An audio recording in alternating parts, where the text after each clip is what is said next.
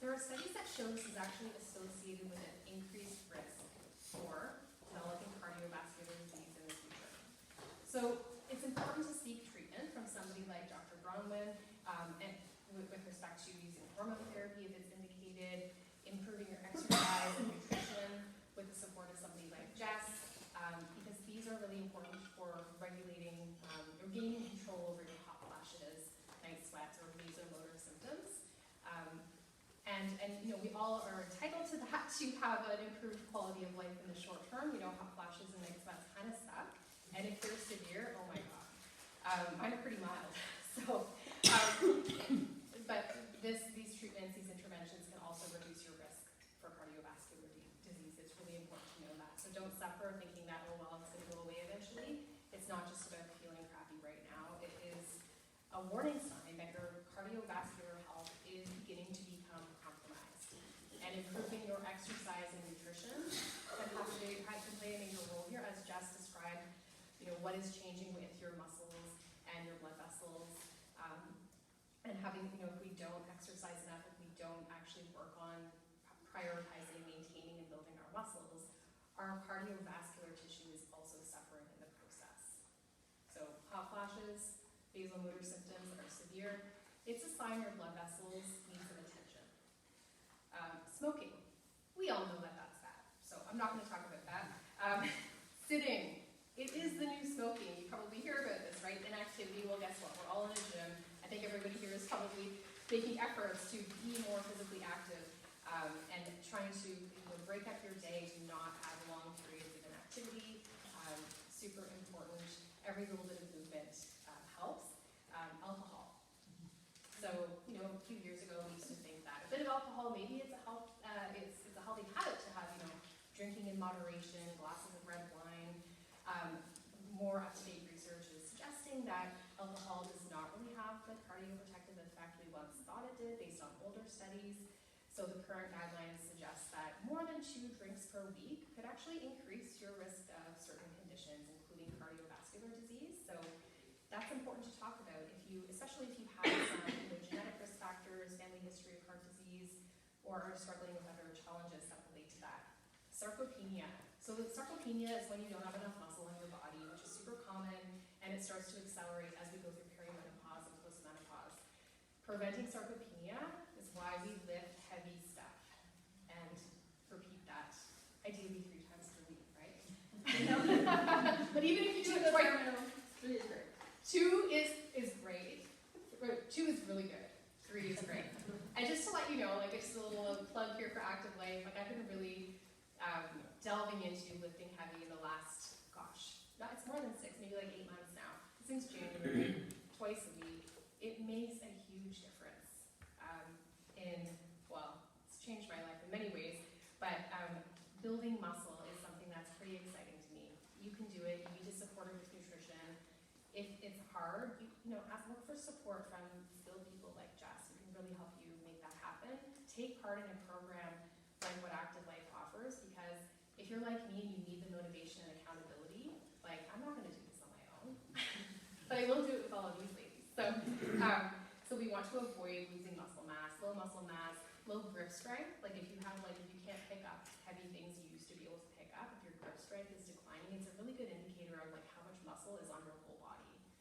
Muscle is medicine. It is so important for preventing cardiovascular disease, and by the way, dementia and Alzheimer's, which also really suck. Now, sleep deprivation.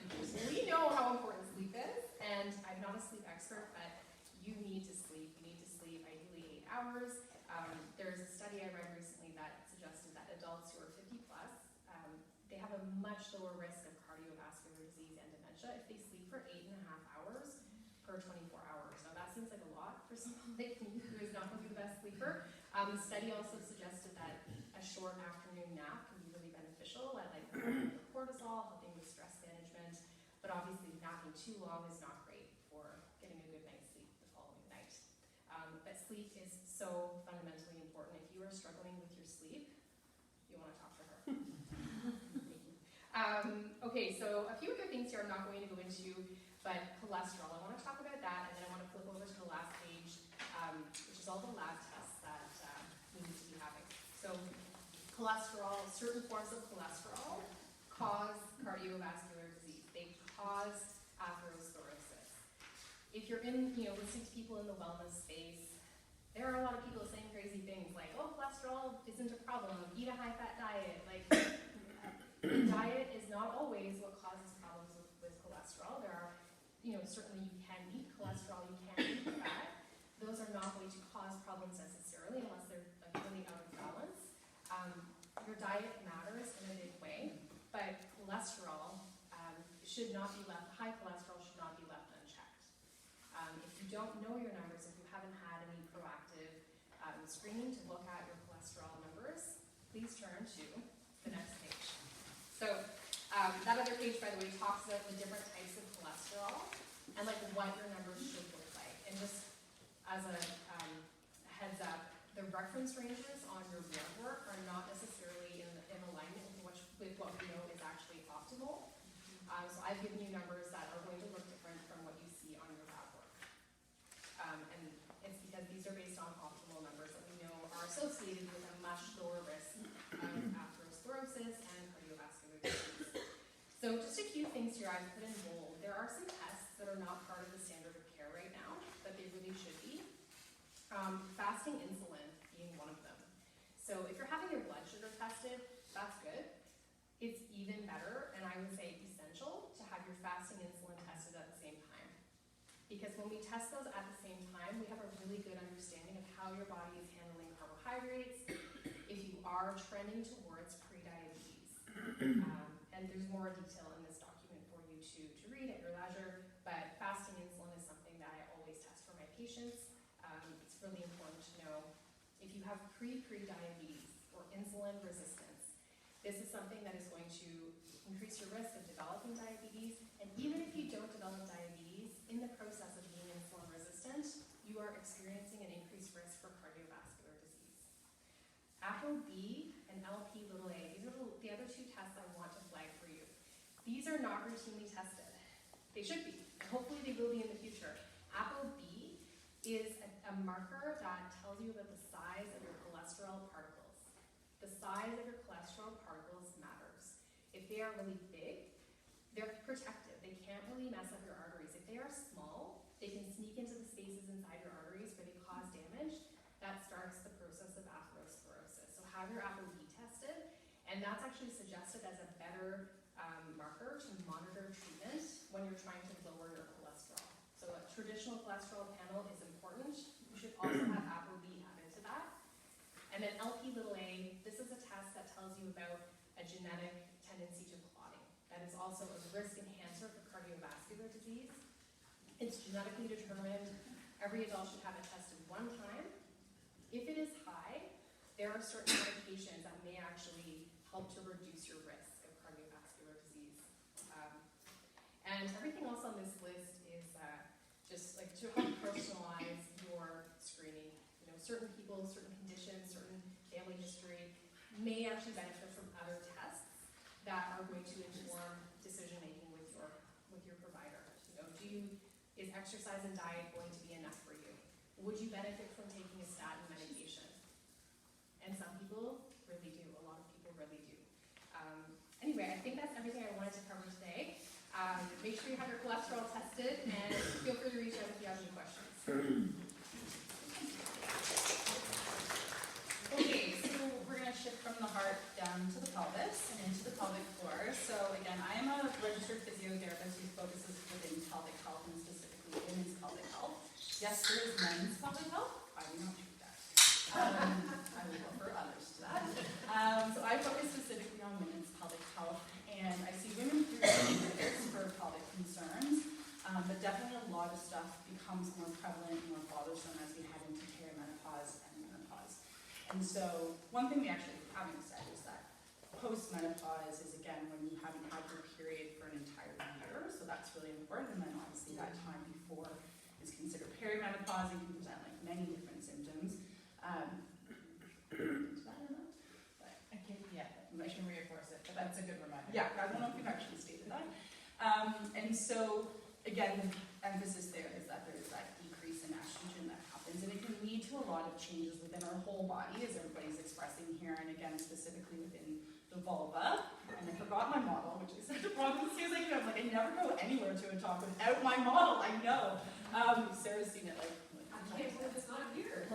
a little brain fog today. And so the vulva, so the labia minora, okay, your perineum, all changes into the vestibule, the opening of the vagina, and then into the vagina. So everybody thinks that we're just talking about vaginal health, but a lot of changes happen more to the vulva as well, and then into the vagina, and then also to the pelvic floor.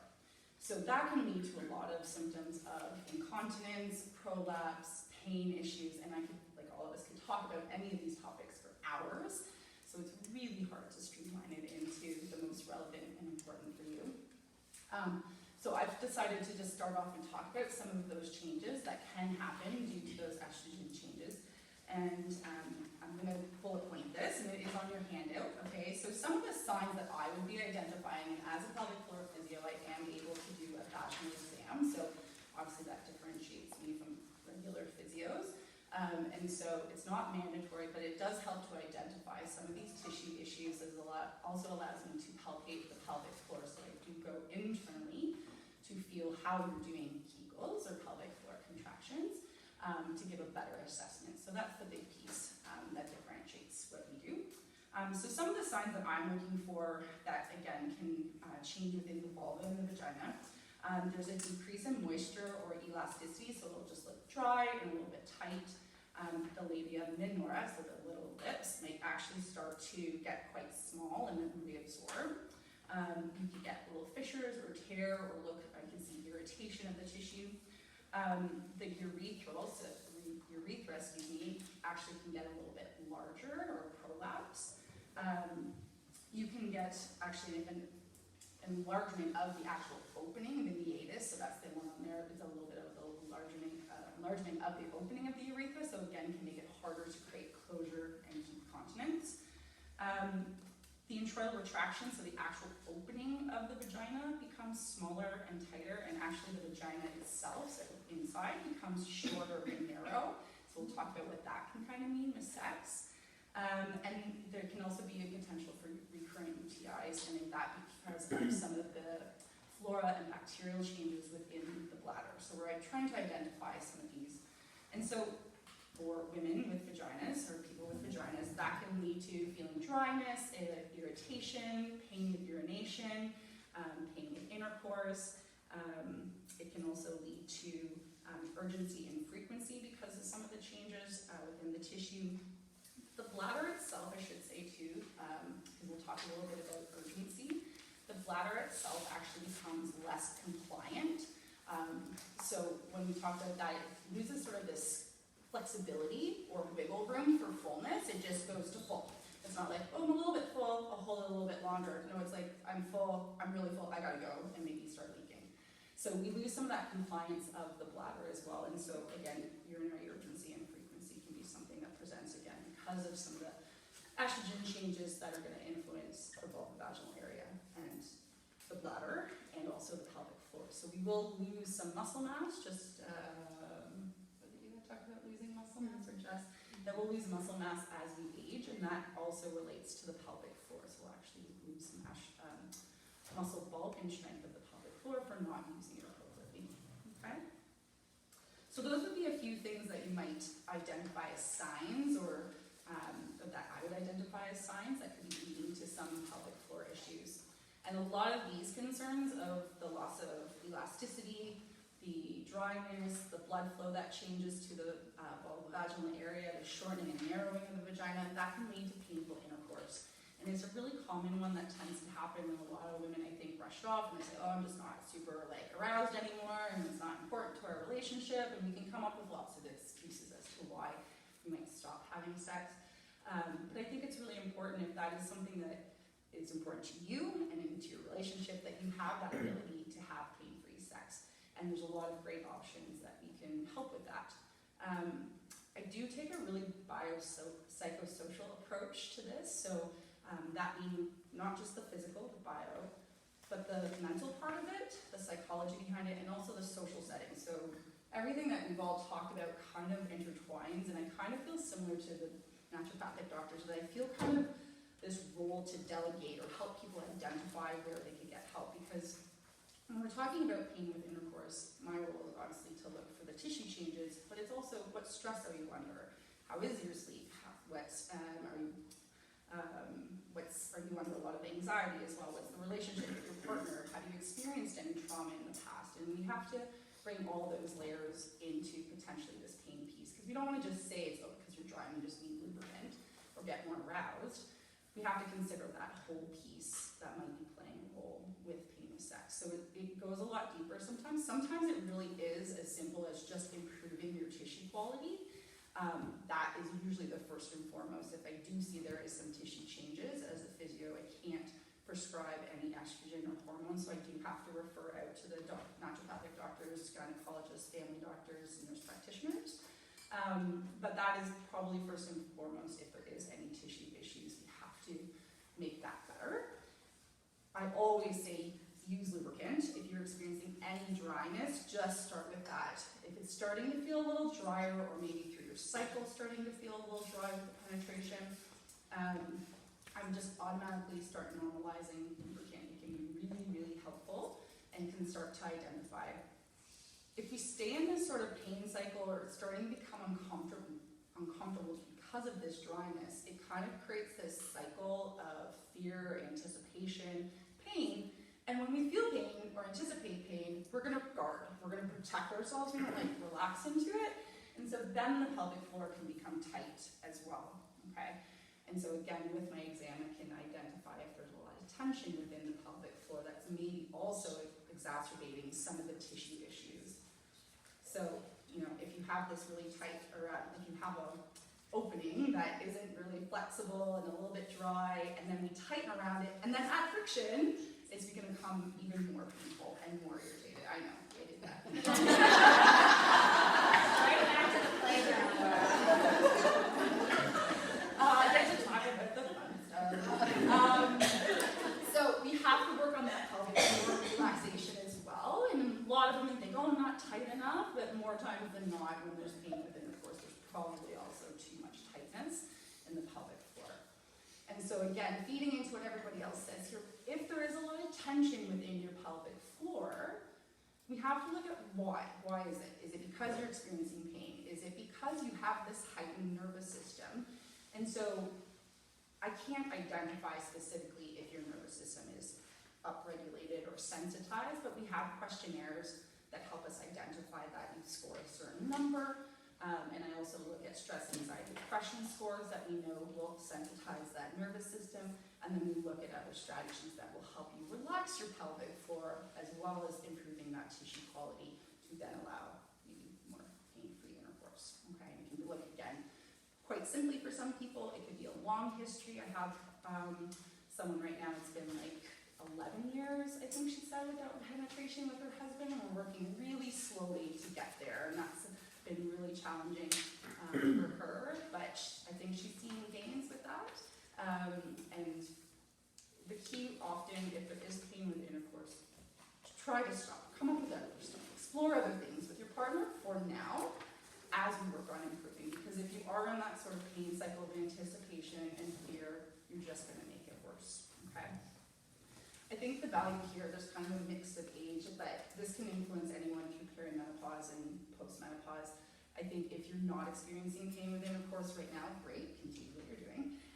Be aware that it can happen, and maybe that's why it's happening, so that then you can seek the appropriate treatment. So it doesn't affect everybody. I have a lady came in, she's 80-something today, and she's still sexually active with her husband, which is amazing. And she doesn't report any dryness or irritation or anything like that, which is amazing. So keep going, right?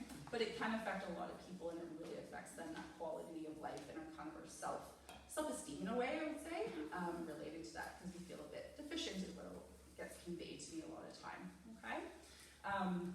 So adding estrogen to the tissue would be really beneficial. Like we talked about, there's also just using lubricant might be enough, and there's also non-hormonal vaginal moisturizers that you can use if hormones aren't the way that you want to start off with. We usually try the easiest or less invasive or less serious to start with, and then build as you need to go from there if you need more support. Okay.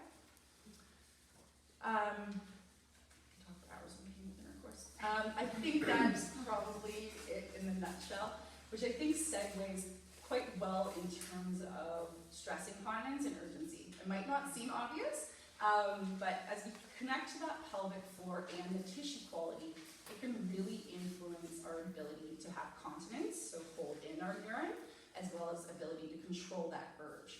Urge to pee is normal. You should have a sense of urge of wanting to pee, and we're talking about in this scenario urgency. Oh my god, I have to go pee right now, or I'm not going to make it, get out of my way, right? And you know where every washroom is in town, you know which the cleanest ones are, and how long it gets to which, Barrie and then Toronto, and which car stop, right? And you stop drinking before you go. So that's the type of urgency we're talking about, okay? And again, a lot of it can be tissue quality. Some of the things that we talked about there, the compliance of the bladder, the tissue, the urethra itself can play a role with the urgency, but it's a lot of lifestyle factors as well. And also that nervous system piece. If your whole nervous system is more upregulated, those receptors and sensors of the bladder are going to be heightened as well and respond a little more quickly to some of those sensations of stretch that are happening as it fills. So again, come back to the nervous system. We look at some hydration and nutrition that might be irritating the bladder. So what we put in, how we put it in, how much we put in, might also be influencing some of that urgency. And that might be more relevant for some people than others. Again, that's some of the discussion that we go through in the initial assessment of finding out, how much do you drink, what do you drink, and how that might be influencing some of your bladder habits. The other piece with urgency that can be really relevant is some of these cognitive behavioral triggers, these habits that we create. And so looking at what do you do when you feel that urge? Oh God, I have to go pee and I go right away, right? You've just created this immediate reaction to how we're going to respond to that. Or do we stay calm and get there smoothly and without any panic? We might find key and door gets us every time. All of a sudden my bladder is so full as soon as I get to the door. Probably not, right? Or I pull into the driveway, or I get into metros. Another lady, she told me every time she got into metro, she had a pee. So we create these connections. I'm not making this up. You should hear the things that I hear in my office. So these connections, these associations that we make will sensitize those receptors and sensation. Or, hey, I gotta go pee. Oh yeah, I really gotta go pee too, right? You don't just automatically get it. So we learn to get some better control over those urges with some different training and relaxation. So the other part to the bladder control is the leaking piece, and that's really relevant. It's a huge emotional piece and a huge social piece as well. It can really influence how people engage and their comfort in social settings, where they want to go. And a recent study, I think it's this year or last year, saw that 1 in 2 women report incontinence leaking as a barrier to physical activity. So if that's going to affect your cardiovascular health, your sleep, and your nutrition, workout, body composition, that's a huge piece that we have to make better as pelvic floor physios for you, okay? And so, again, very common is stress incontinence, so coughing, sneezing, laughing, lifting, running, jumping, all of those things that cause too much pressure to the pelvic floor and bladder neck and cause you to leak, okay? And so, again, some of the tissue changes that we talked about at the very beginning, as well as some of the weakness of pelvic floor, but sometimes tightness of pelvic floor is going to contribute to incontinence as well. So I see it quite often, and they're having leaking, but I assess them, and maybe the pelvic floor is strong or even too tight, and we have to work on making this pelvic floor more dynamic through lengthening strategies, through breathing strategies, more dynamic and flexibility exercises to help actually get some better movement happening through that pelvic floor so it can respond.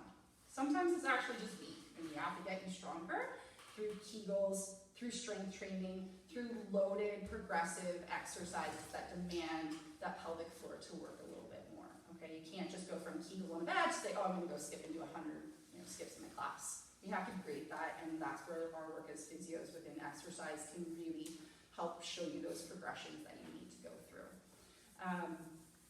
Sometimes I do say if it means getting in some physical exercise and you are leaking clear path, there's not necessarily, anything wrong. We don't love that because you are stressing your body beyond sort of its demand right now or ability.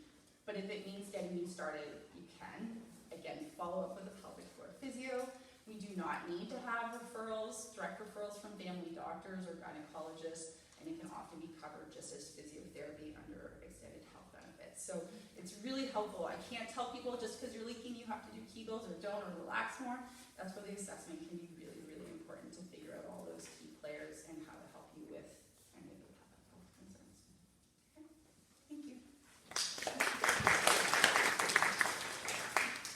Okay, so much good information. All right, hormone therapy, let's go. I made some notes to keep me on point. I want to stress that I prescribe hormone therapy quite a bit in my practice because women come to see me for counseling about that as a Menopause Society certified practitioner.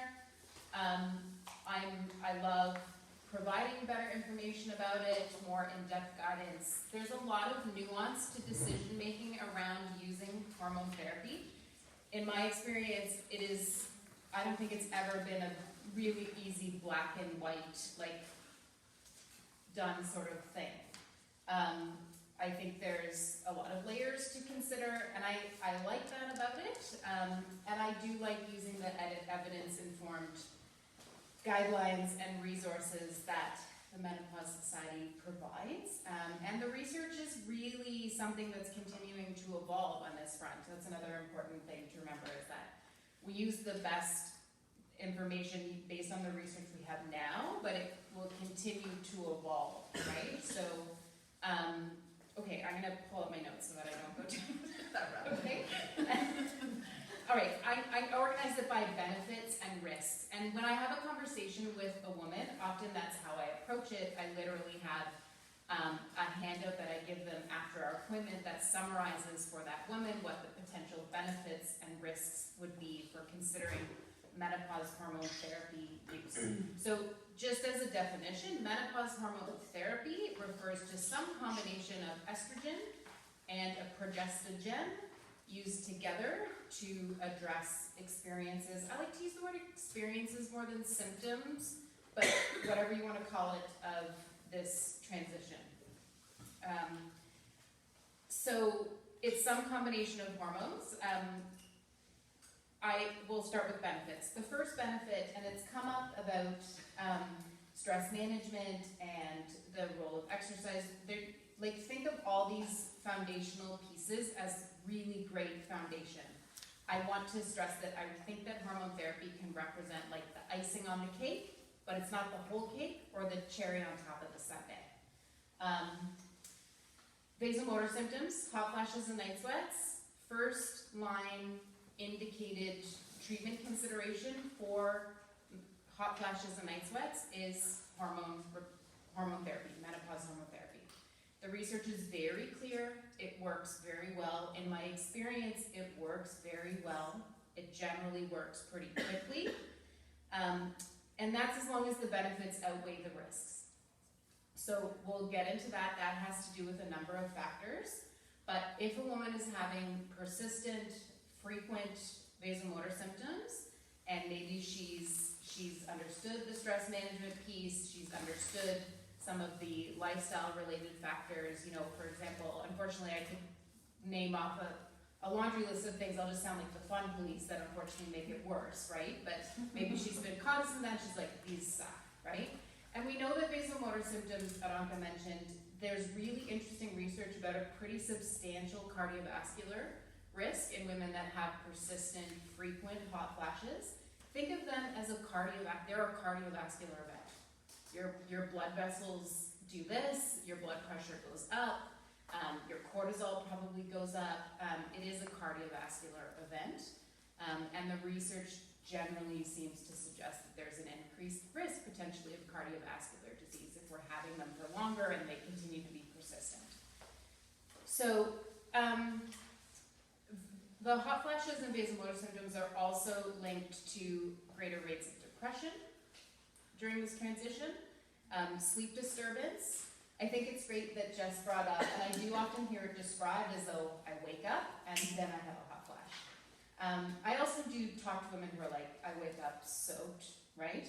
I always do think about ruling out any other possible cause for it. I love that she brought up sleep apnea. It should be it was not on my radar for a long time, and then I started learning about it, and I was like, wow, and then I did sort of help catch it in a couple of women, and it just can look different in women than it does in men. I think we think of it as like a male predominant issue, but it can certainly happen in women. Anyways, so hot flashes and night sweats, obviously there can be a pretty clear correlation to sleep disturbance, and that can sort of snowball on and of itself. Just generally poor quality of life, and also bone loss. So it seems in the research that if women have more persistent, frequent hot flashes, they're probably having a more accelerated degree of bone loss as well. So in part, I mentioned that like stress, nutrition, like all the foundational pieces matter to vasomotor symptoms. But if we come back to it as something that's also related to just in the brain, thermoregulatory centers respond to estrogen.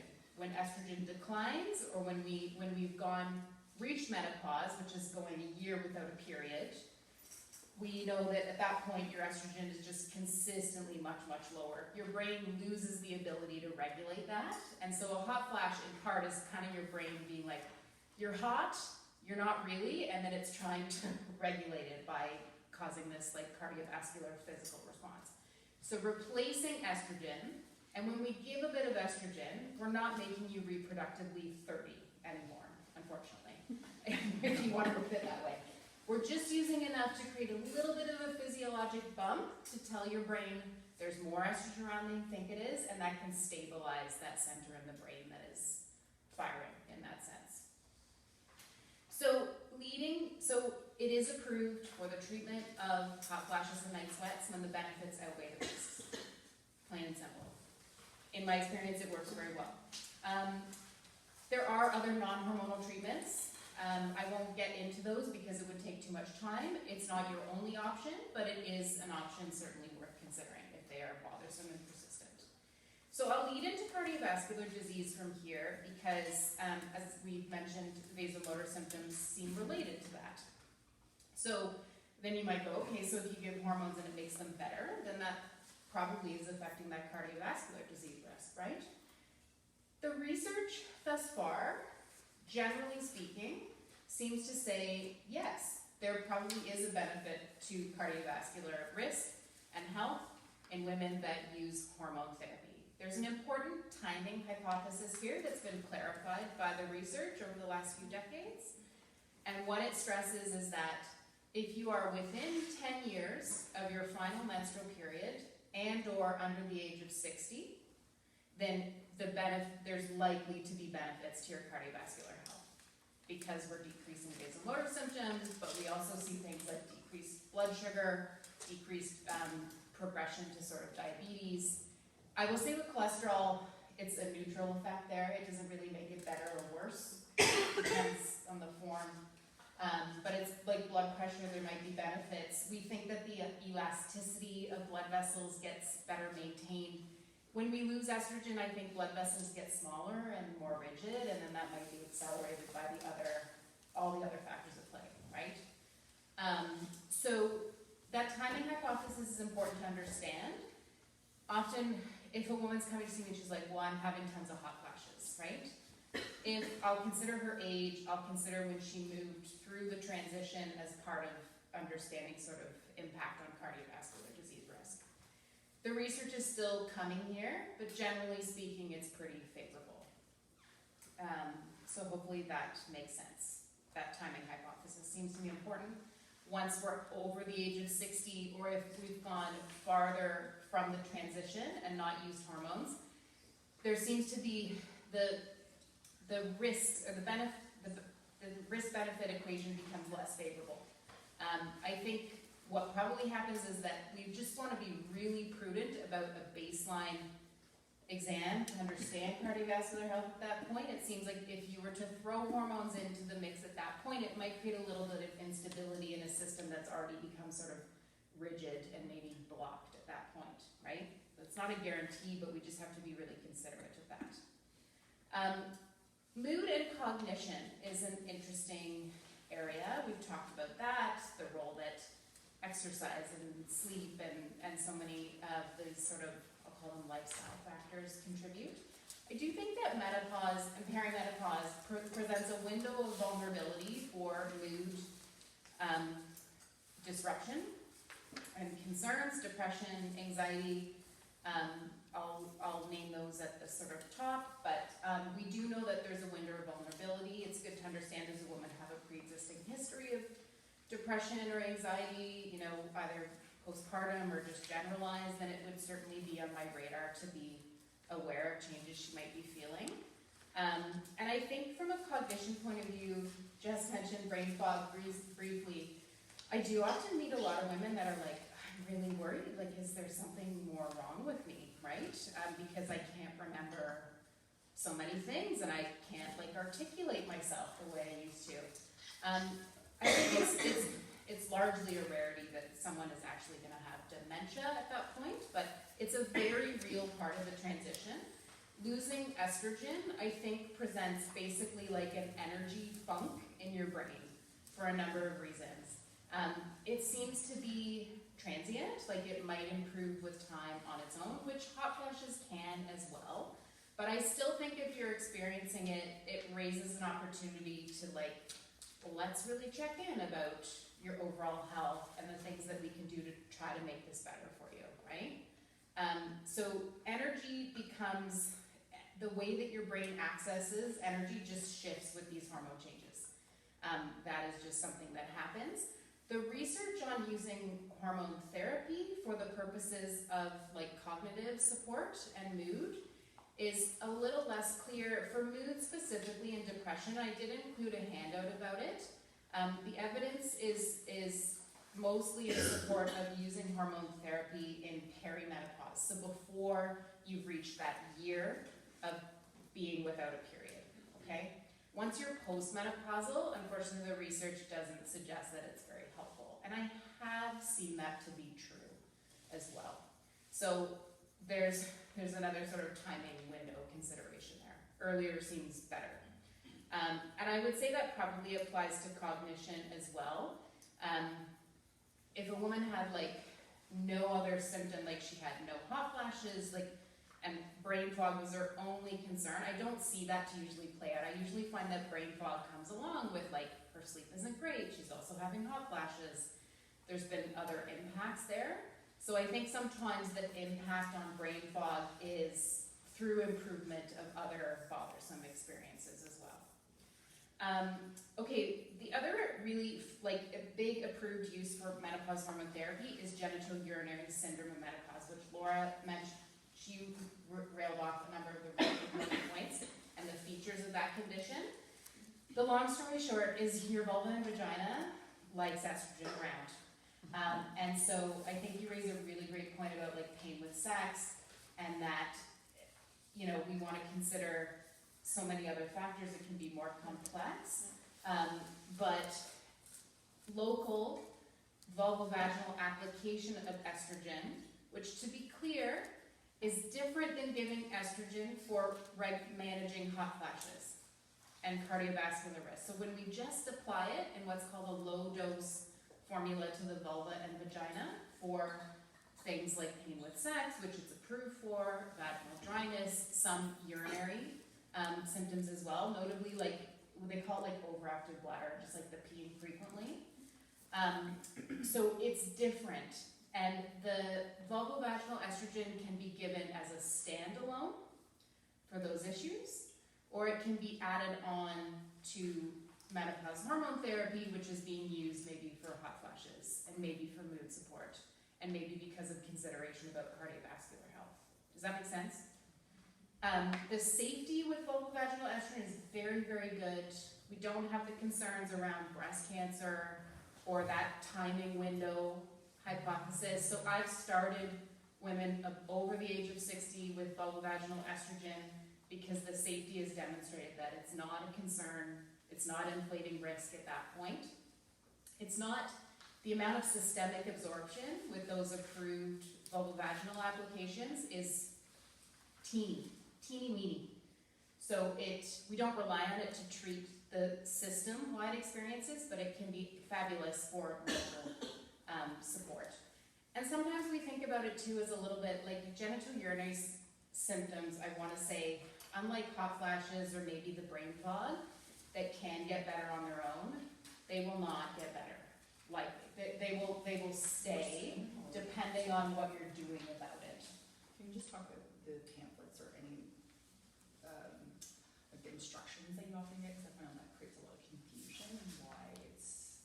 Do you mean like the black box warning on it? Yes. Like, don't read the pamphlet that comes with it. It's like, she lied to us. But it's why. Yeah, it's- unfortunately, Discussion a lot. yeah, Health Canada and the regulators maintain that because they're taking from the risk suggested around clots and breast cancer with systemic hormone therapy and applying it to vulvovaginal, despite there being very clear evidence that says, no, that's actually not the case. It still is on the labeling. It's not been changed yet. I'm all for safety and being, I think I'm conservative generally, but yeah, that's problematic. So if it is an approved low dose vulvovaginal estrogen and there's a number of forms, some of them are you apply yourself, there are creams or gels, there's tablets or suppositories, there are non-estrogen hormone treatment options as well. The ring is one, yeah. So there's a number of options, but that black box warning really does not apply. So Really it's scary. yeah, and I think it's shitty because it's not to the service of women that deserve to not be flipped out about something that really is very safe and has demonstrated safety. I wanted to emphasize using a vulvovaginal moisturizer and lubricant too, I think is a really good first step or baseline to start there. And I can, if you ask me, I can give some recommendations, but there are grocery, like pharmacy available vulvovaginal moisturizers. Moisturizers are not lubes. You don't use them just when you're gonna have sexual activity or penetration. You use moisturizers continuously to literally moisturize that tissue. The key ingredient you have to want to look for is hyaluronic acid if you're looking for a non-hormonal approach. So genitourinary syndrome, bone health, I want to make note of. The other approved use for menopause hormone therapy, once again, under the age of 60, within 10 years of the final menstrual period, is to prevent or slow down the rapid rate of bone loss. And just mentioned that from the age of 30, you're already losing. It's thought that when, with the loss of the periods and loss of estrogen, we lose up to another 20% of bone loss within 5 years of that transition. So that's a lot. It seems overwhelmingly and very clear that if we give some estrogen back, it will slow the rate of that bone loss down.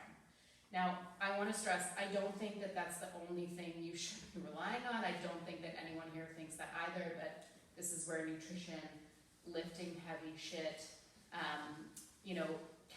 will mention like calcium intake, like all those things matter. They're really important, okay?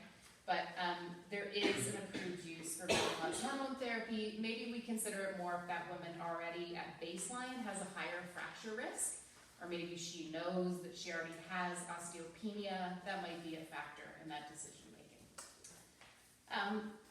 Other benefits where there is some research, we need more, but it's been suggested that there can be benefits to joints, muscle health potentially. There's been a talk about the body composition. Estrogen replacement, as far as like maybe you'll consider this a risk, but it's not unusual that women are like, I've heard it might make me gain weight. Has anyone thought of that or wondered that? Maybe not. I've heard it before. It does not make you gain weight. It also, on its own, doesn't make you lose weight, but it might affect where fat is deposited to some degree, which once again tends to happen more in the midsection with loss of estrogen. And I think once again, I'll mention skin and hair. There's been some research there. It seems generally positive. And we didn't talk much about, I don't like to use the word libido. I think it's a more male-focused word, but sexual desire and arousal, which I will say, just based on observation, 80 to 90% of the women in our practice report that to us. I think it's a really complex concern, but there is some positive suggestion that hormone therapy may help with it. I think it requires a really big picture, sort of global approach though. Okay, the risks. The elephant in the room is probably breast cancer. You've probably heard different things from different people. You've probably known someone with breast cancer. It still is, it's very common. The good news is generally understand that women are recovering from it more and more. The story with breast cancer and hormone therapy is that in 2002 there was a big study called the Women's Health Initiative, stopped due to the researchers identifying a substantial increased risk in breast cancer and also in cardiovascular events. They suggested it was as high as a 26% increase in breast cancer, which sounds really big when you say it like that. So it was stopped. There was a huge retraction in hormone therapy use. I mean, it just is what it is. If you present numbers like that, yeah, it's probably gonna happen. So that happened. But certain researchers they went back over the data, more research continued to be done. The other thing is, another way to describe that 26% that they noted is really when you break down the numbers of the amount of women in this study. An equivalent way to put it is that if you took 10,000 women, there were an additional 6 cases of breast cancer in those 10,000. Which sounds different in and of itself to just saying it's a 26% increased risk, right? So that's another way to put it. Where we stand now on the breast cancer piece is there were some issues with the study itself. The age of the women in the study generally were older. They were over the age of 60. There were some other factors that are probably pretty significant with respect to breast cancer. And what I can tell you is that the numbers I'm aware of are that I mentioned that sort of like in 10,000, it's an additional 6 cases in women that in that 10,000 if they use menopause hormone therapy. Another summary of the best research we have available is in 1,000 women, it's an additional 1 to 4 cases at worst of breast cancer in that group of 1,000. When I walk through this with women, what I do is I use an evidence-based calculator to assess your baseline breast cancer risk, and then that helps me explain what hormone therapy does to that number. And generally, it's a very small factor or increase in that. But I can't say there's no increase, so I just like to walk through that. Generally speaking, though, the reassurance is that there is an increased risk, but it's considered rare or quite small for most women. I'm a believer in screening, so I like women to understand mammograms and how often they should be having them.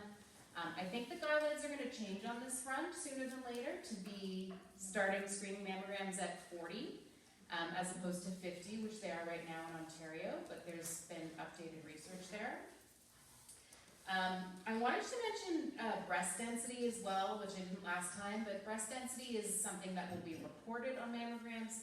Maybe some of you, myself included, have been told based on having ultrasounds or a mammogram that you have dense breast tissue. That means you have more glandular breast tissue.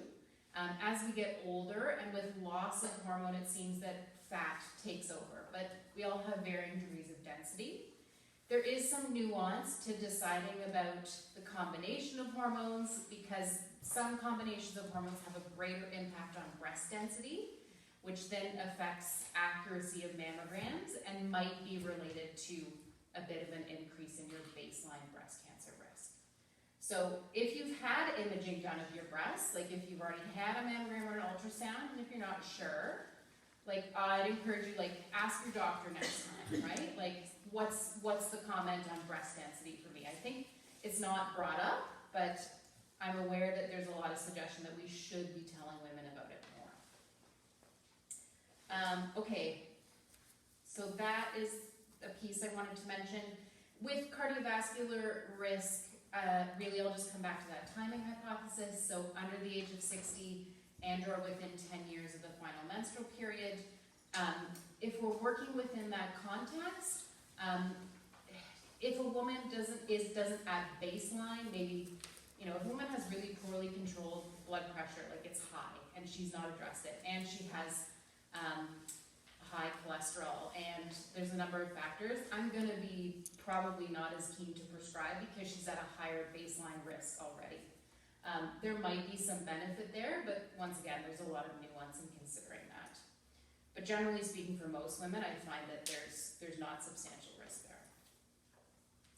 Sorry, yeah, I'm almost done.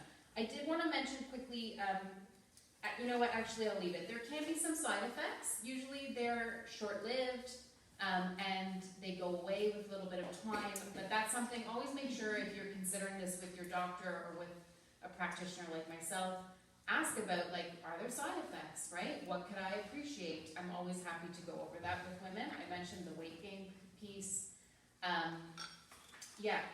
There's so many things I could reiterate right now, tons of good information. I'll leave it at that.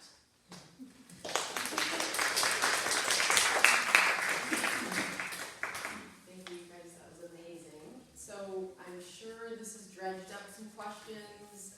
If people have any, now's the time we can kind of ask them to the whole panel, or if you want to address something to somebody specifically.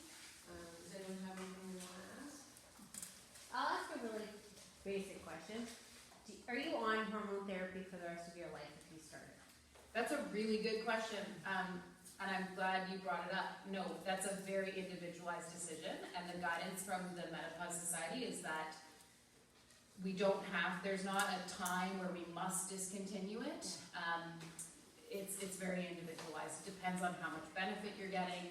Are there other things affecting your baseline So risk? do you go off of it and then see how you feel and then go back on? Yeah, or that's is that totally an option. That is not uncommon, that idea that women are like, I'm gonna take some time off, I'm gonna see how I'm doing, right? I've certainly encountered that. It's not a black and white answer.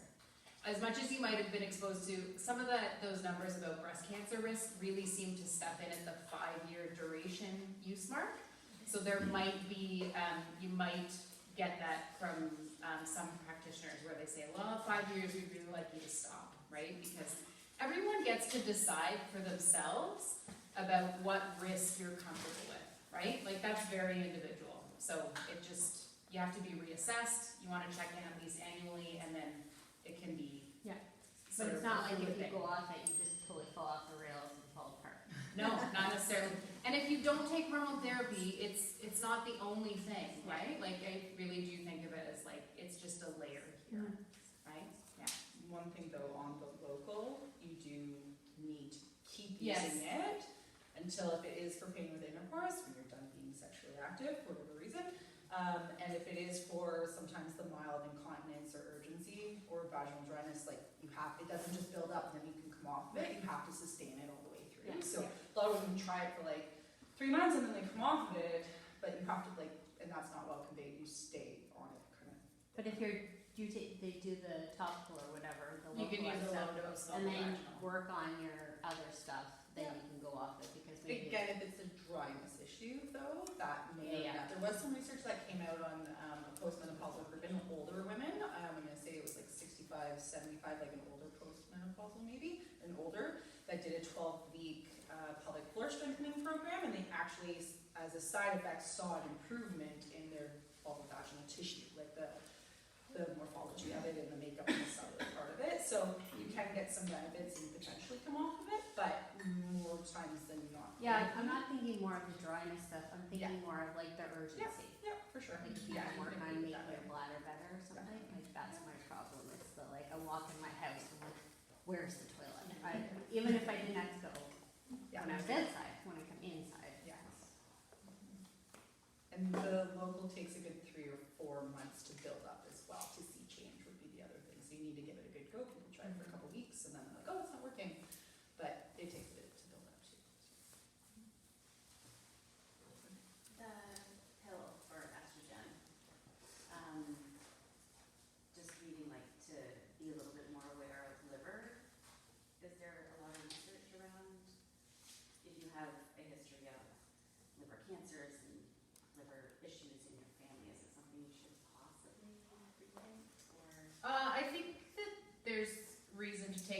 pause considering oral hormone with respect to liver, maybe increased liver or some. I would certainly run blood work in that case to understand, like, is it at play? Is there any sort of inkling of that? I think it would certainly require a little bit of pause, yeah. As part of a baseline assessment with any woman, a lot of women have had maybe blood work done with their doctor, to be honest. It just hasn't been really explained to them. I look at that. If I think there are gaps, I'll fill it in as part of decision making around this. And I'm usually screening too for, like, I'm just gonna check some liver enzymes and make they look okay. Like even kidney function I'll use as part of the baseline, right? The things that inform us about cardiovascular health. But yeah, I think it would mean that we take a little bit of pause and yeah. As I say, there's a ton of nuance to these decisions, and that's why when I talk to women, it's really good to understand in depth their history. Yeah. And though when she's asking about pills specifically Swallow versus the a hormone. patch. Yeah. So would that change for liver I function? still think baseline, there's a bit of an additional consideration with transdermal hormone as well. Like I wouldn't want to give it to active liver disease. That would be my approach anyways. I'd have to look into a little bit more, to be honest, like oral versus transdermal. I can only prescribe through the skin. Naturopathic doctors are limited as to their prescribing that way. With menopause hormone therapy, it does seem to be generally favorable to give hormone through the skin because it doesn't accelerate clotting. And oral estrogen also has more of a negative effect on sexual desire and arousal because it influences testosterone availability as well. So there's considerations like that too. Yeah. Restless leg syndrome at night. So had with my second child disappeared, and then it's come back during perimenopause. My husband was like, "Oh my gosh, we're running all night," and it does wake me up sometimes. Yeah. I want to take a stab at it. One thing I would want to screen for two things: iron deficiency, Yeah, which I did, and I do take a low dose iron pill. Good. and with iron screening for iron deficiency, I feel that there are some sort of discrepancies between how I would interpret that blood work, sometimes compared to another practitioner. So aiming for a ferritin level above 100 in most cases. Okay. This is assuming you don't have any sort of active inflammatory condition. Ferritin should ideally be above 100. That would represent an optimal amount of iron in storage in your body. And to not base the diagnosis of iron deficiency on your blood count. You can have a perfectly normal red blood cell indices, hematocrit, hemoglobin, red blood cell count. It can be perfectly healthy and normal, and you can have a low ferritin and be symptomatic. And if you have any sort of inflammatory condition present, you should be having your serum iron and transferrin saturation tested in addition to your ferritin. Because ferritin can be falsely elevated in the presence of inflammation, but the serum iron and transferrin saturation will tell us what's actually going on with iron. And then vitamin D deficiency. I've picked up on that clinically. I don't really have a lot of literature to refer to, but I have seen that resolve with correcting vitamin D, severe vitamin D deficiency. Yeah, I've seen it improve as well. Yeah. And magnesium is something that I think anecdotally we hear a lot about people taking magnesium for restless legs, and subclinical magnesium deficiency can cause a lot of problems, specifically with respect to cardiovascular disease. So it's not something that's really good, that we have really good tests for. I'm curious to know your thoughts on that. I don't generally test magnesium because even the supposedly more accurate red blood cell magnesium is not a really accurate indicator of your tissue stores of magnesium, but I would look at how much magnesium are you actually consuming through diet. Do you supplement? If you're probably short, you can easily supplement magnesium or increase food sources. Thank you. It's just interesting in period sort of like pregnancy. Maybe not hormone or whatever. Who knows? It could be iron. That would be where I put my money. Because iron in pregnancy, your blood volume increases, and you can have this functional iron deficiency even if you were fine before you were pregnant. So having someone look at your ferritin and a serum iron and a transferrin saturation. Yeah.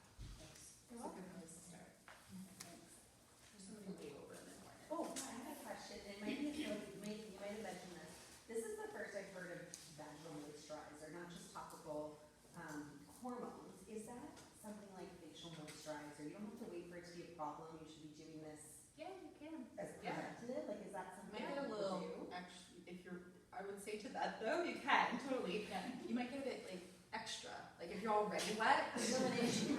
Right, like,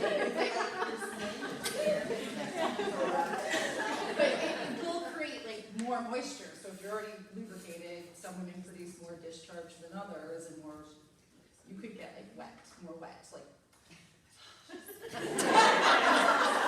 which would be great, but, Hippie, swampy, like smell.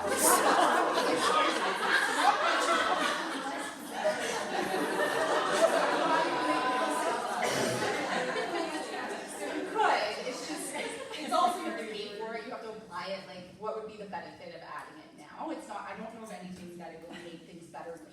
I think the word swampy anyway.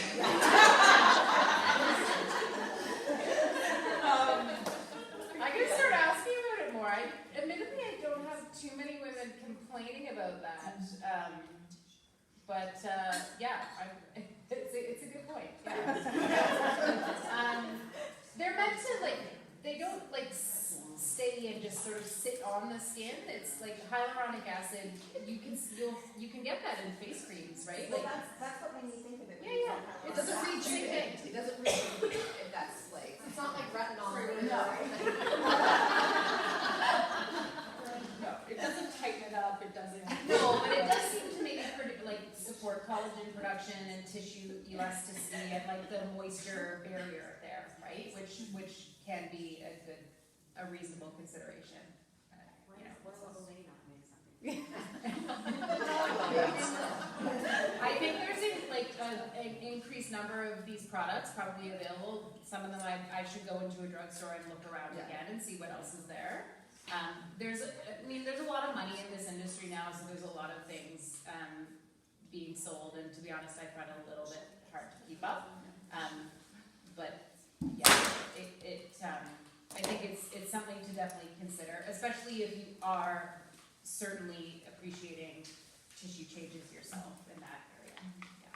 But not necessarily necessary as a preventative measure. Not necessarily, no, actually. No, yes. I have a question with the protein. Yeah. Is it possible to eat 130 grams of protein in food in a day, or do you have to take I do. supplements? No, you can eat the food. So what would be an Yeah. example of 3 meals? So the size of your palm, Yeah. 3 times a day, at bare minimum. That'll get you 100. So if you add, let's say, another little bit to that, 3 times a day, that'll get you 130. So like normal fitness, right? Okay. So we're Like talking, a we're buy buying like a chicken. Are you talking about meat? She's talking about meat. right? So if you want to get super specific, you could take this size of meat and you could put it on a kitchen scale. See how many grams you got, right? Don't overthink it. Don't think, okay, protein, beef gives you more, chicken gives you more, fish gives you more. Just think quantity when you're trying to get the grams. But most people have a kitchen scale. You could weigh it if you wanted to. But on average, that size is going to get you about 30 grams. So if you're eating yogurt and cottage Yeah, so cheese and- read the labels Okay. on those things. They're pretty low, right? So maybe 8 grams in a little yogurt if you're doing the super thick kind. Try and do it with protein sources that are meat or vegetarian or vegan that have higher numbers because you'll get there faster. Protein drinks are totally fine. You can do whey protein, you can do vegetarian proteins of some sort. They're all about 30 grams. So if you're, you try to do it and you're kind of sitting at 100 and you're like, oh, I just can't eat anymore, protein shake serves its purpose. Okay. But if you can get it in real food, that's always where I tend to move, right? And it might be, okay, some chicken breast and you have a handful of this wonderful nut dip on the side and that gives you a little bit more, right? Or if you're a vegetarian, same idea, you're combining protein sources together now. The one thing I would say is if you're doing vegetarian or vegan, you have to realize that the protein quality is still great, but you're missing a couple essential amino acids. So on average, you should be shooting to get about 30% more if you're doing strictly vegetarian or vegan, okay? So your numbers are a little bit higher, it takes a little more planning. in that case, I find for a lot of women, you end up doing some sort of vegan protein shake just to get your numbers up. Okay. Does that make sense? Get my kitchen scale out. Yeah, get your kitchen, A lot of meat. right? It is doable. Um, It's pretty typical that that's the kind of number that I'm landing on based on weight targets. Yeah. And it's doable. It's an adjustment though, right? Like, if you're not eating that much now, and then you try and eat that, you'll be like, whoa, like, that is a lot. Well, I'm trying to eat a lot of vegetables too, and I just feel like I just can't eat that much food in a day. Yeah, we don't overeat, that's not the goal. The goal isn't to Well, eat no, more. I'm eating until I'm full, and then Yeah. I'm like, well, I haven't hit anywhere near how much protein I'm supposed to have. Yeah, so you just have to redistribute your plate a little bit, Okay. right? The other thing that you can try is the order at which you eat things, right? So a lot of people, let's say we're going out to eat, you order, you know, a burger with some fries. People start eating the fries immediately, right? It's like the first thing they grab, where, you know, in reality, you should be eating vegetables and proteins first, right? And then your others. So whatever you're focused on, if you're focused on protein, start protein, right? Get your protein done, maybe move on to your veggies, so you're doing both, but make sure that protein's gone before you go on to the next item. I wanted to add one little thing, that it's most important to hit the higher target on the days when you strength train. Yeah. So on days when you're days that are a rest day, I think would be less, you know, you don't have to hit quite as high of a target potentially. And another thing that I find works for a lot of my patients is to just have a look at what you're already eating and just gradually try to eat a little more of what you already like, rather than having to add in a whole bunch of new foods. Yeah. And don't be afraid to take like a double scoop of protein powder if you're like, I am going to make a protein smoothie, especially on a training I day. get like the collagen powder, I have a scoop of that in the morning, So can I double up on that? That is actually not a complete protein, so it's great to add So to. that doesn't count? It's much, I think of collagen as like a bougie protein addition. It's like if you can afford to buy one other thing, and you want like skin, hair, and nails, go for it. And there is some benefit for doing this. Collagen, so now I gotta Yeah. take that off. So like it is a The protein, jury it's is just not still complete. out as to its impact, right? Okay. We know it's not harmful in any way, but yes, it becomes like the fancy face cream where, you know, you're trying to get other benefits from it. The way that collagen should be used is for elasticity, tendons, joints, etc., hair, nails.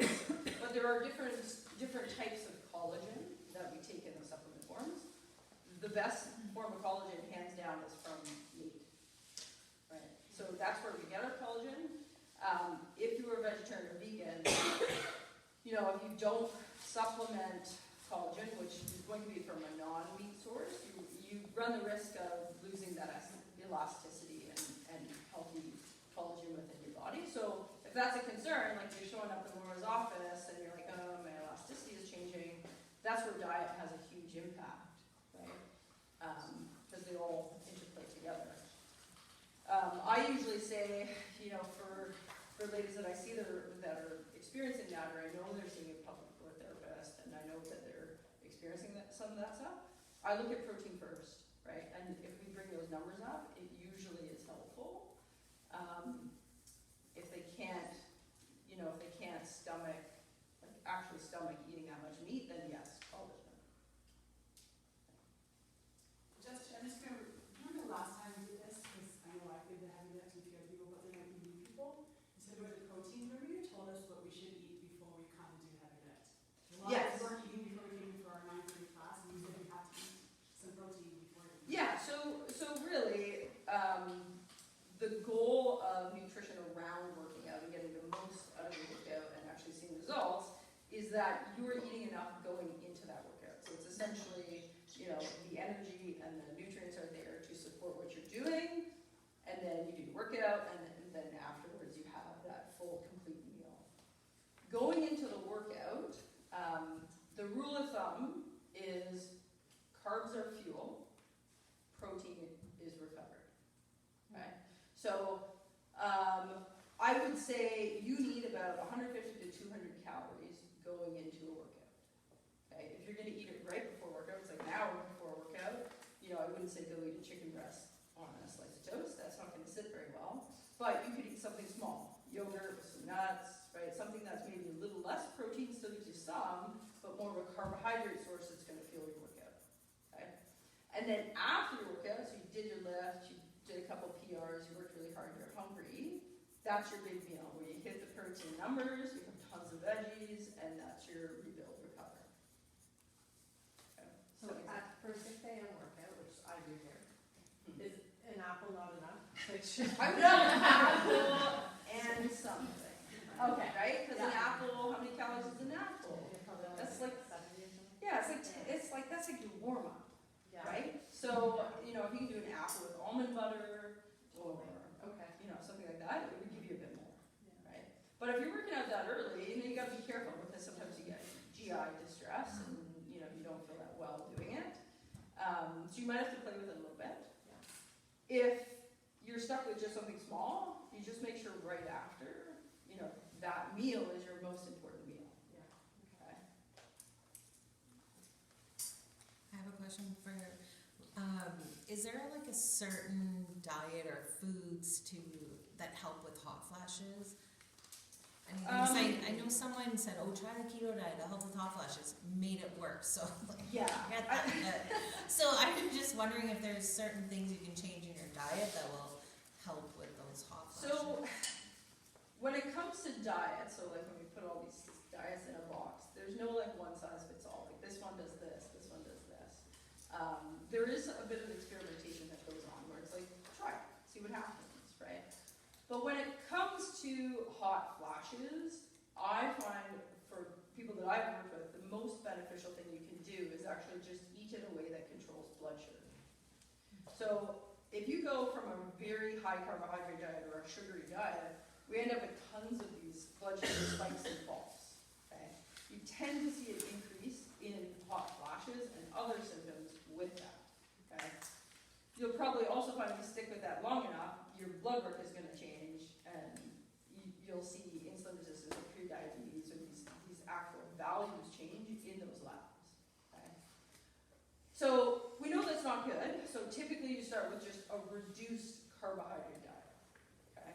When you bring it down a little bit, no, we're not saying none, right? We don't want to really go low carb because again, carbs are fuel, right? So we need them. But you want to bring it down to a point where you're having enough to sustain life and your exercise. And then don't go too far beyond that. Okay? The other great thing that controls blood sugar is protein, right? Because we know protein takes a long time to break down. So carbs, like fruit, super fast, right? 20 minutes, it's out, blood sugar's rise, you're good, right? Someone's going into a low blood pressure episode, we give them some candy, boom, you're back. Okay, so super sugary. Protein, it takes us about 3.5 to 4 hours to break it down, which what that means is we get this kind of slow, steady rise and then a slow, steady fall. Okay? Typically with that style of eating, less hot flashes during that. Okay? Does that make sense? Also, Yeah. coffee, spicy foods, and alcohol. Unfortunately, yes. Alcohol is a big red flag for hot flashes. And disrupted sleep. Just saying. So the other Sober September, people. And all things that irritate your blood. So most people end up with the keto or the intermittent fasting. One, because it's trendy, but it puts like limiters on what you're doing, right? Like you can do this, but you can't do that, right? I don't like them because they do that. But the one thing that's very true to our natural rhythm and our circadian rhythm is eating during a certain time and then not eating during a certain time, right? So we should have, at a bare minimum, a 12-hour fast where we're not eating anything, right? And that should be from the end of dinner until 12 hours later, which is practice. Okay? If it's a little bit longer than that, that's fine, right? We've kind of termed it as this intermittent fasting idea, but that's not what it is. That's natural fasting. That's the way that our circadian rhythm runs, and that's the way all of our organs run in our body. We should be eating during a chunk of the day and then not eating, right? So when we eat outside of that window, usually after dinner, where it's wine or dessert or some chips or whatever you're doing, popcorn, those things throw off that circadian rhythm. We affect our blood sugar, more hot flashes. Okay? And it tends to be the more sugary, carby items that do it. Can you just touch on the benefits of like HIIT type training versus yeah, this is a big one, right? And the main thing, exercise-wise, is, so Aranka talked about basically how our arteries have this, like they're muscles. They contract and they dilate, right?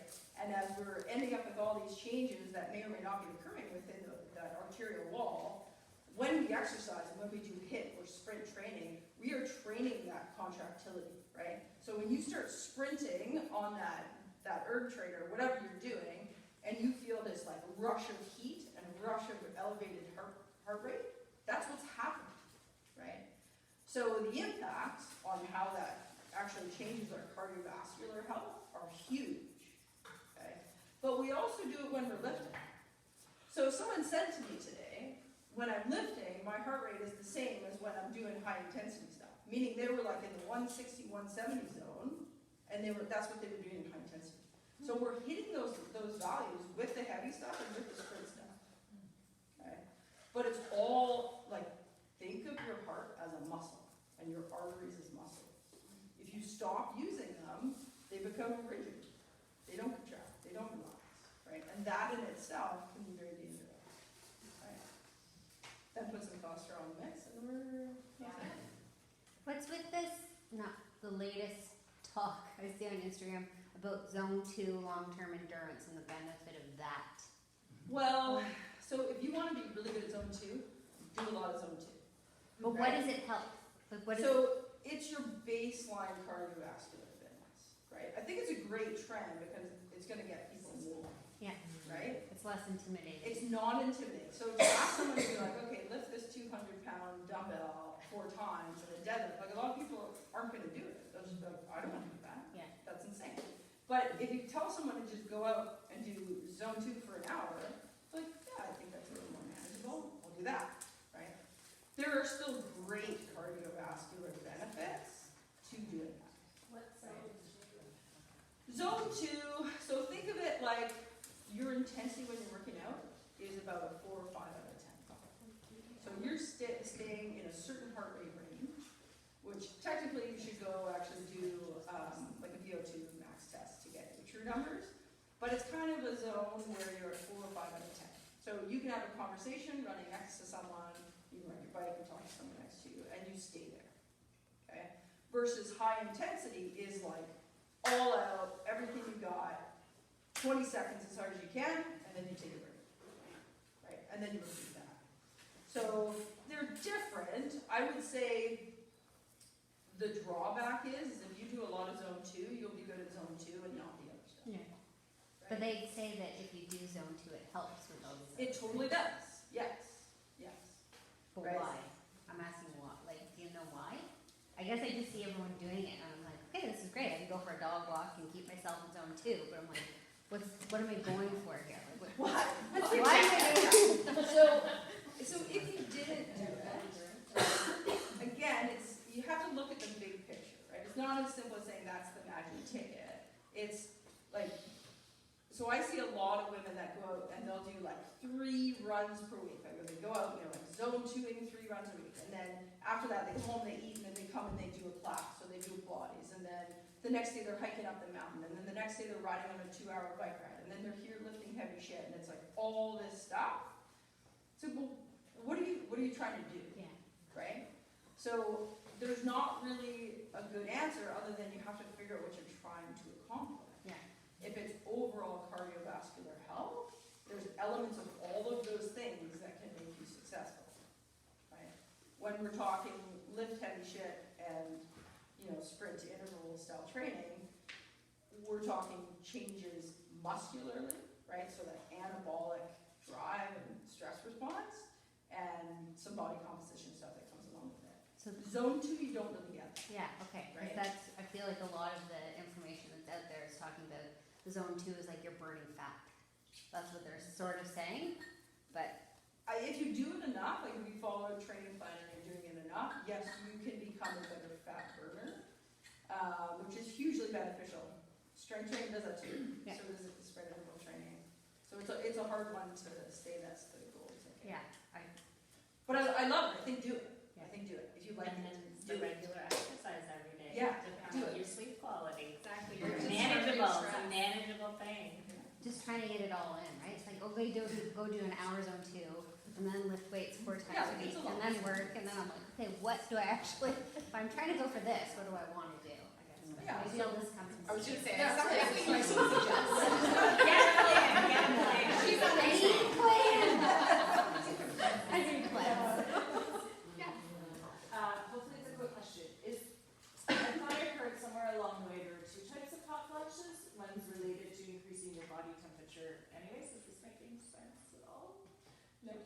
I don't know. Like, you mean like the wake and then hot flash or the hot flash? Is that what you're talking about? Hot flashes. No, there was somebody in lifting one day, and they said there's one. Well, I don't know, one that's triggered by the hormones and one that's triggered more during exercise, that trigger Hot flashes? different. They can be caused by a number of different things, so I Maybe think that's what in they're fairness, it's good to be like thinking about that, but I don't know if like, there's like, this is 10 day and this is 15. Types. Okay. No Yeah. idea. I'm not familiar with that. Which one? Yeah. So like the written book. Heather, you wrote the book. I am, yes, reading it right Oh, now. okay. Sarah's reading it, highly recommend, Outlive, Dr. Peter Oh, Avia. okay, I've heard about this book. Because I was just thinking your question reminded me, and then a lot of what I'm He reading talks is about it, I follow him. Oh, yeah. You're gonna read it then, for sure. Okay. You're gonna bump it up on the list. What's that? In fairness, though, he's not a perimenopausal woman. Exactly, That's yeah, one thing, is that hit Yes. makes a huge difference to right now. Yeah. So I don't disagree with him, with PRT, obviously, that's zone 2, but the hit from a Context. anxiety and a lot of different things that can be going like this. And that's across the board, Sarah, right? Like in all of these areas, that's really important when you're gathering your information, like who is creating, who are the participants, who are the targets, who are they talking about? Women or men? Right. So, yeah. I'm glad you're reading that book. Yeah, when I was talking, were you talking about the book Outlive just now, when you said that? Okay. Are most of the studies done on men in that? Are most of the studies done on men, or can you remember? Well, he's just referring to zone 2, how important that is. Oh, okay. And he believes that that's what people should be doing. He's not saying you can't do HIIT, but he's just, that's his belief, is he wants to go in with a good sort of cardiovascular base into your marginal decade, the last 10 years of your life. Oh, I don't know Which if we don't know I don't know if what I that got to that point. Yeah, no, but I've been reading about what you should be able to do now to have a health span in your 70s, right? I love that, and I think Sarah shared that list on Instagram, the list of the things that we should ideally be able to do, like getting up off, sort of like being able to sit on the floor, which is really hard, by the way, so good on you. And like being able to get off the floor just with one arm or hand to push you up, like, anyway, great read. And you talked about water As well, which sorry, good work, yes, so important, it's such a good marker of your overall, like how much muscle is actually on your body. So if grip strength is getting weak, like a couple of years ago, I couldn't lift my iron skillet, and I'm like, okay, something's gotta give here. So then I hooked up this. When I'm doing this, like my skillet, I know I'm lifting it up in the gym, so. I don't know if it's a case-by-case basis question or if I'm opening up a different can of worms, but are there different recommendations for post-hysterectomy hormone replacement? Especially if the ovaries have been removed. So if the ovaries have been Let's assume removed, everything's gone. everything's There's gone, not so any hair. total, no ovaries. We're talking, Yeah, She gone. yeah, radical, everything. yeah, so it depends on the age of when the surgery was done, that's probably one of the biggest factors. So if it happens, like, the average age of menopause is 51. If you go through menopause naturally or due to surgery, like under the age of 45, we should be putting hormone therapy higher on the list until the average age of menopause to decrease cardiovascular risk, bone loss, a number of the changes that can happen. So that's it. I didn't mention that. I'm glad it was brought up. There's unique circumstances and also things like women that maybe go through, other causes that affect their ovarian health to decline or basically stop, which is what menopause is. Yeah.